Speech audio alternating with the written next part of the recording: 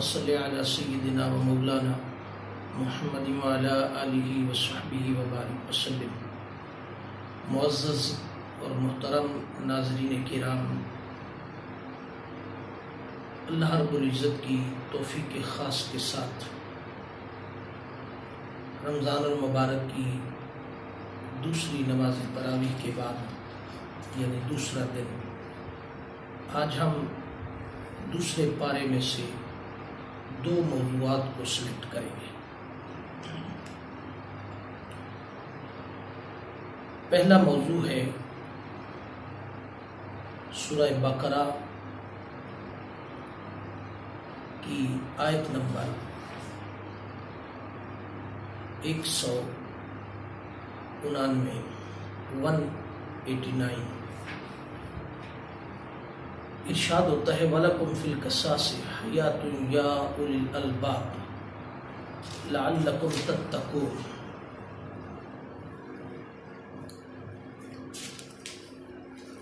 فرمایا اے عقل مندو، تمہارے لیے قصاص میں زندگی ہے تاکہ تم قتل کرنے سے پرہیز کرنے لگو۔ قصاص زندگی ہے۔ اسلام نے کیوں اس کو کہا تاکہ تم قتل کرنے سے پرہیز کرو؟ مراد یہ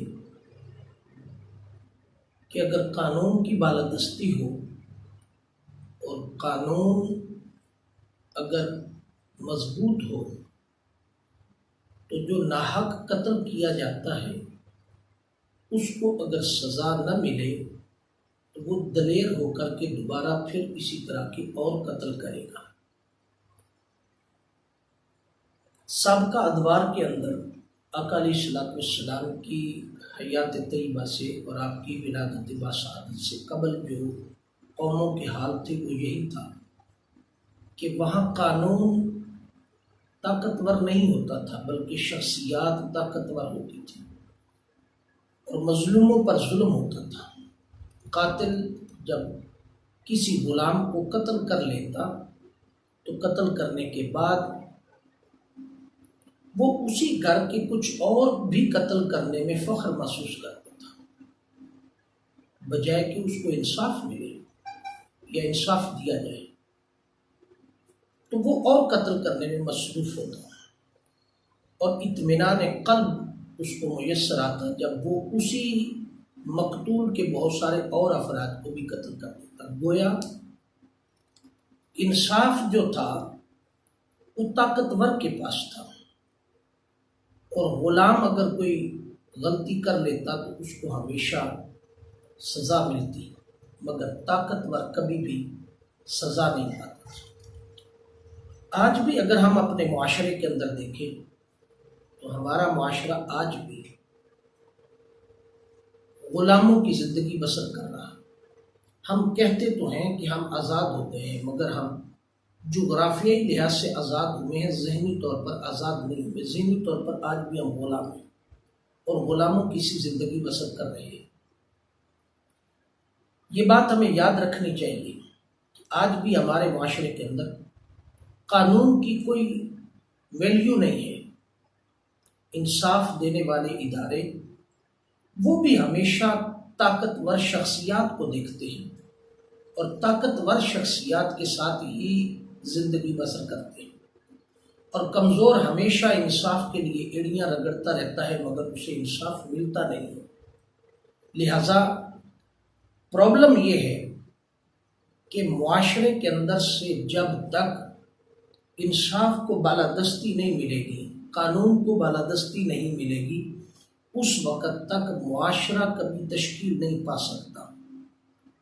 لہٰذا کل بھی میں نے ایک قول شیخ الاسلام ڈاکٹر محمد طاہر القادری صاحب مقدس العلی کا پیش کیا تھا، آج بھی اسی قول کو دوبارہ آپ کے سامنے رکھنا چاہتا ہوں کہ اس معاشرے کے اندر تاجر ذخیرہ اندوزی کر کے معاشرے کے اندر لوٹ مار کر کے معاشرے کے اندر 10 روپے کی چیز کو 100 روپے میں بیچ کر کے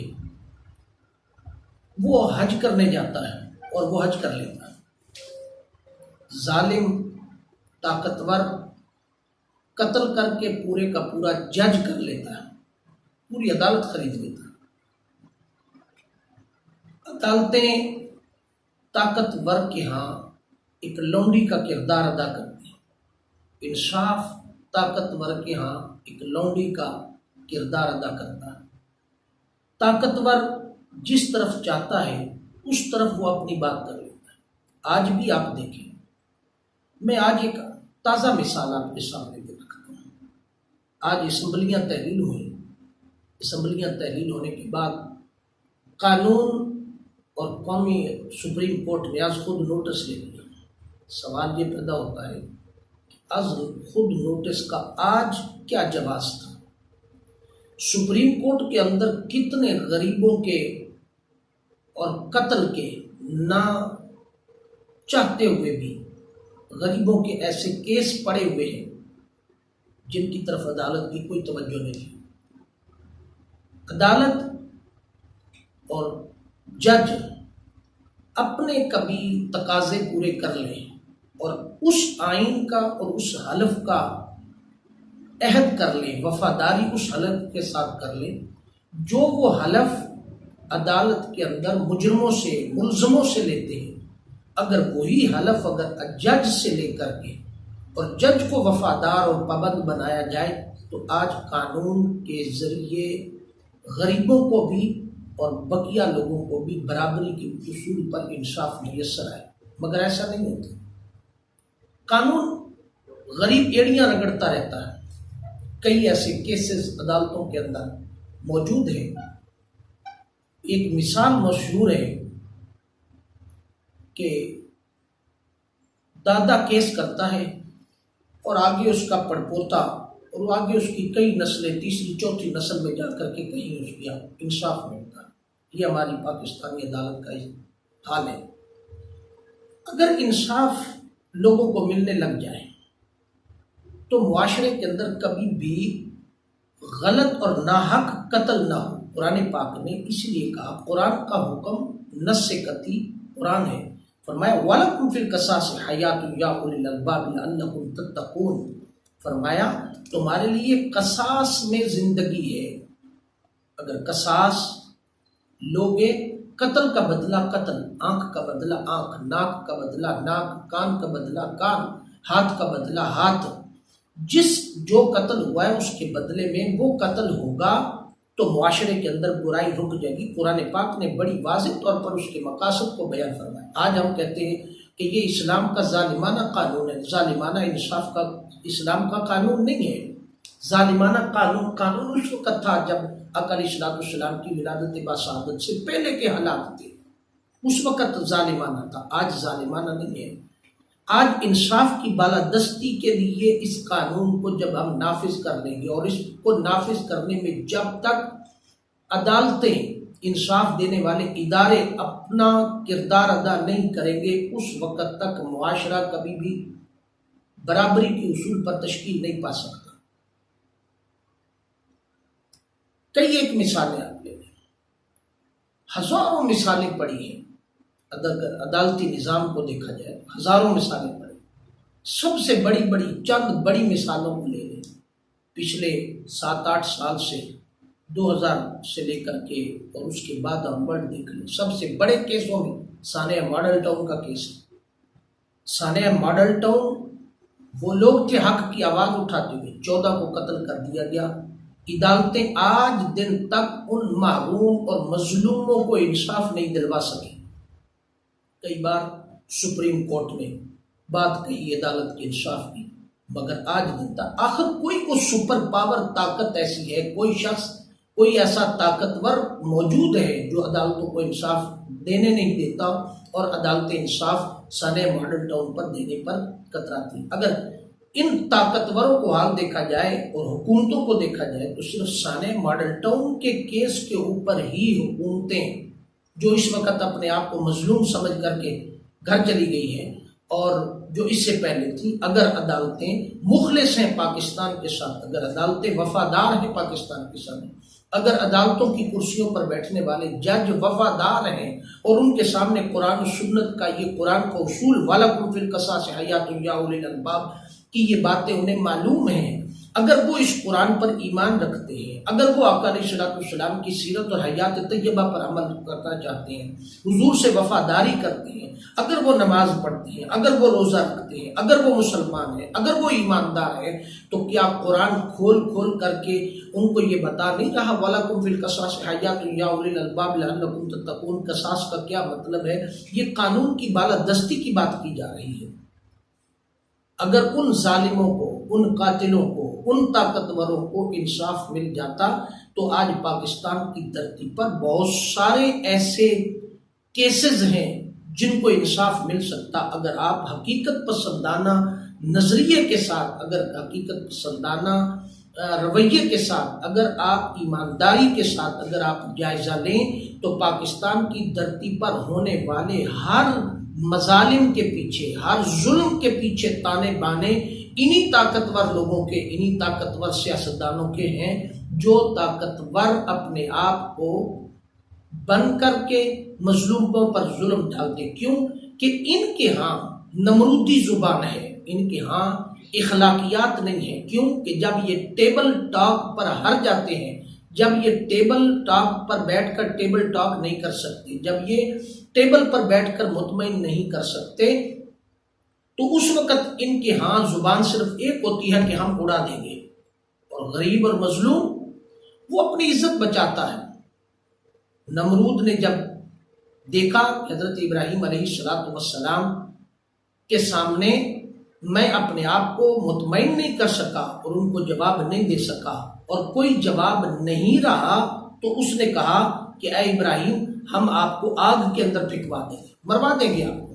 لہٰذا یہ نمرودی طاقتور لوگ معاشرے کے اندر ہمیشہ غریب کو خریدتے ہیں، اور ان کے سامنے اگر کوئی بندہ نو کر دے تو یہ اپنی بے عزتی محسوس کرتے ہوئے اس کو بجائے کہ مطمئن کریں، اس کے سامنے بیٹھ کر کوئی بات کرے، اس کے بجائے وہ کیا کرتے ہیں؟ ہم آپ کو مروا دیں گے، ہم آپ کو اٹھوا دیں گے، ہم آپ کو یہ کر دیں گے۔ لہٰذا اپنا راستہ صاف کرنے کے لیے اس پر ظلم ڈالتے ہیں، قتل کرتے ہیں۔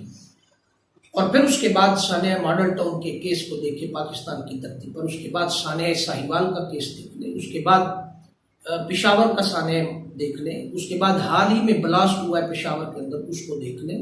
اس کے بعد کئی ایک کیسز ایسے ہیں کن کیس کو اٹھائیں۔ کیا عدالتوں کی آنکھیں بند؟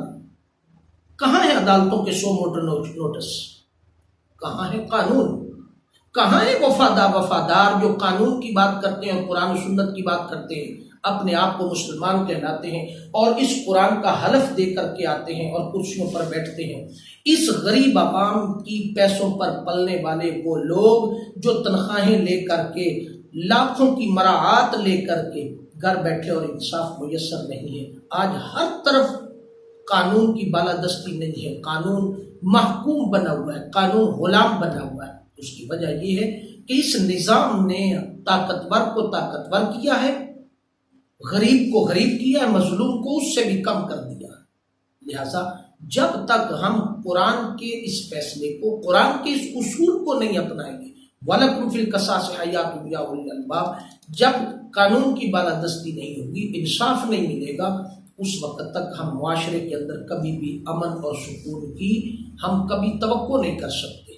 لہٰذا امت کو بھی اور ہم سب کو بحیثیت قوم ہم سب کو اٹھنا ہوگا، بحیثیت قوم ہم سب کو اس کام کے لیے نکلنا ہوگا اور ہمیں آواز اٹھانی ہوگی، ہمیں بلی کی طرح آنکھیں نہیں بند کرنی ہوگی، ہمیں حق کو پہچاننا ہوگا اور اپنی لیڈرشپ کو پہچاننا ہوگا، اپنے اندر اس مسیحا کو پہچاننا ہوگا جس نے اس کی خاطر آواز کو اٹھایا ہے، قربانیاں دی ہیں، حق کو لے کر کے چلے ہیں۔ آج مفادات کی خاطر ہم سب کچھ کرتے ہیں اور مفادات کی خاطر ہی معاشرے کے اندر زندگی بسر کر رہے ہیں، تو اس سے نظام نہیں چلتا۔ لہذا قرآن پاک پکار کر کہہ رہا ہے کہ اگر بے گناہ کو قتل کرنے والے کو سزا نہیں دی جاتی تو اس کا حوصلہ اور بڑھے گا، وہ مجرمانہ ذہنیت کے دوسرے لوگوں کو بھی نڈر ہو کر کے قتل کرے گا۔ لہذا قرآن کہتا ہے وَلَكُمْ فی القصاص حیات یا اولی الالباب لعلکم تتقون، تتقون سے مراد تاکہ تم قتل کرنے سے پرہیز کر لو، یہ اس کے مقاصد بھی ہیں۔ اور جن قوموں نے اس پر عمل کر لیا ہے وہ قوموں کے معاشرے آج ہم سے بہت زیادہ بہتر ہیں۔ لہٰذا اگر ہم پاکستانی معاشرے کو اسلامی معاشرہ بنانا چاہتے ہیں، اسلام کے اصولوں کے مطابق معاشرہ بنانا چاہتے ہیں، تو پھر ان کردار ادا کرنے والوں کو پھر آگے بڑھنا ہوگا جن کے ذمے ہے کام، اور جنہوں نے قرآن سے حلف اٹھائے ہیں، جنہوں نے عدالتوں کی کرسیوں پر بیٹھ کر کے اپنے آپ کو مسلمان ثابت کیا ہے، ان کو اس اصول کو اپنا کر کے مظلوموں کو انصاف دینا ہوگا اور قصاص کے قانون کو نافذ کر کے عدالتی قانونی بالادستی کو قائم کرنا ہوگا۔ دوسرے نمبر پر اسی آیت مبارکہ کے اندر جو ہم دوسرا موضوع لیں گے وہ قرآن پاک نے فرمایا یا ایھا الذین آمنوا کتب علیکم الصیام کما کتب علی الذین من قبلکم لعلکم تتقون۔ روزہ فرض ہے، روزہ فرض ہے۔ معاشرے کے اندر آج ہم اس مقام پر کھڑے ہیں کہ اگر ہم اپنی سوسائٹی کا جائزہ لیں، اگر ہم پاکستانی خطے کا جائزہ لیں تو پاکستانی خطے کے اندر بہت سارے ایسے خطے ہیں جہاں رمضان المبارک آتا ہی نہیں ہے، یہ بات حقیقت ہے۔ کوئی آنکھیں بند کر لے تو وہ الگ بات ہے، مگر یہاں بہت سارے پاکستان کے خطے ایسے ہیں جہاں رمضان المبارک آتا ہی نہیں ہے، تصور بھی نہیں ہے، اور بہت سارے خطے ایسے ہیں جہاں اگر اور 11 مہینے کے اندر بقیہ برے کام اور بقیہ زندگی نارمل چلتی ہے تو رمضان المبارک کے اندر اس کا ادب اور اس کا احترام کیا جاتا ہے۔ بنیادی مقصد روزہ فرض، اور اللہ رب العزت نے جن کو چھوٹ دی ہے، اللہ رب العزت نے ان کے لیے آسانیاں پیدا کی ہیں۔ اسلام دین فطرت ہے، ظالم نہیں ہے۔ اسلام نرمی پیدا کرتا ہے۔ مسافر کو کہا کہ اگر وہ سفر میں پریشانی محسوس کرتا ہے تو روزہ چھوڑ دے، مگر اس کے بعد اس روزے کی قضا کرنی ہوگی۔ بیماری ہے تو بیماری میں روزہ معاف ہے، مگر اگر وہ صحت مند ہو جائے تو دوبارہ روزہ رکھنا ہوگا۔ اگر وہ روزہ صحت مند گزرنے کے بعد بھی روزہ نہیں رکھ سکتا تو اس کے لیے فدیہ ہے، پھر اس کے لیے ہدیہ دینا ہوگا۔ مگر اسلام نے کہا کہ جو روزہ فرض ہے، تندرست ہونے کے باوجود اگر یہ بہانہ کرے کہ گندم کی کٹائی کا موسم آ گیا ہے تو لہٰذا میں روزہ چھوڑ دوں، تو یہ کوئی جواز، شرعی جواز نہیں ہے، یہ شرعی جواز نہیں ہے۔ اگر وہ کہے کہ میرا سارا دن بزنس ہی ایسا ہے کہ میں روزہ نہیں رکھ سکتا تو یہ شرعی جواز نہیں ہے، یہ بغاوت ہے، یہ حکم کی نافرمانی ہے، اللہ رب العزت کے احکامات کو چھوڑنے کے مترادف ہے، اللہ رب العزت کے احکامات کو اس کا انکار کرنے کے مترادف ہے۔ فرض صرف اس امت پر روزہ نہیں کیا گیا، سابقہ امتوں پر بھی روزہ فرض تھا، سابقہ امتوں پر بھی روزے مختلف قسموں میں فرض تھے، مختلف حالات میں فرض تھے، مگر روزہ فرض تھا۔ لہٰذا روزے کو ہمیں رکھنا ہوگا، اور اس کے مقاصد کیا ہیں؟ تقوی اختیار کیا جائے۔ تقوی کا مطلب کل بھی ہم نے بیان کیا تھا کہ برائی کو چھوڑنا اور نیکی کو حاصل کرنے کی جدوجہد کرنے کا نام تقوی ہے۔ اور اگر ہم تقوی کو، ان مقاصد کو حاصل نہیں کرتے، سارا دن بھوک پیاس برداشت کرتے ہیں، عمل اچھے نہیں، ذخیرہ اندوزی کرتے ہیں روزہ رکھ کر، ہم روزہ رکھ کر کے زیادتی کرتے ہیں، روزہ رکھ کر کے غصے پر کنٹرول نہیں ہوتا، روزہ رکھ کر کے ہم رشوت لیتے ہیں، روزہ رکھ کر کے ہم دیگر برے کام جاری رکھتے ہیں، تو پھر بھوک سے اور پیاس کے سوا ہم نے کوئی مقاصد حاصل نہیں کیا۔ لہٰذا جب ہم یہ دعویٰ کریں کہ رمضان المبارک آ گیا، مہمان آ گیا ہمارے پاس اللہ رب العزت کا، اس کا ہم نے ادب بھی کرنا ہے، اس کا ہم نے احترام بھی کرنا ہے، اور اس کے احکامات کو بھی بجا لانا، عبادت بھی کرنی ہے، ریاضت بھی کرنی ہے، اللہ کے حضور اپنے گناہوں کی بخشش طلب کرنے کے لیے بھی کرنا ہے، معمولات سے ہٹ کر کے کچھ زندگی کے اصول اپنانے ہوں گے، تو پھر جا کر کے ہم آگے بڑھ سکیں گے، پھر روزے کے مقاصد حاصل کر سکیں گے، ورنہ سارا دن سوائے بھوک اور پیاس کے ہمیں کچھ نہیں ملے گا۔ روزہ آنکھ کا بھی رکھنا ہوگا، روزہ زبان کا بھی رکھنا ہوگا، روزہ کان کا بھی رکھنا ہوگا، روزہ جسم کے جملہ اعضاء کا بھی روزہ ہوگا، تو روزے کے تقاضے پورے ہوں گے۔ اگر ہم حالات کو دیکھیں اگر ہم اپنے معاملات زندگی کو دیکھیں تو دوستان محترم، روزے کے تقاضے ہم سے پورے نہیں ہوتے۔